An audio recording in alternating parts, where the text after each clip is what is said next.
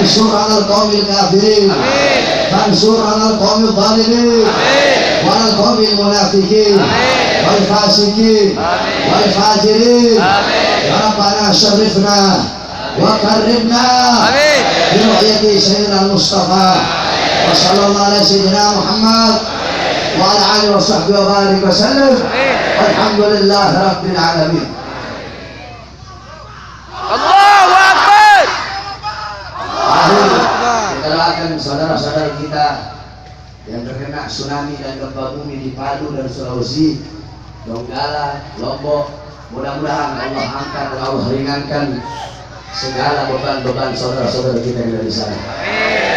Amin ya rabbal alamin. Ala hadhihi niyyah wa ala kulli niyatin salihah wa ila hadratin nabi sirril Fatihah.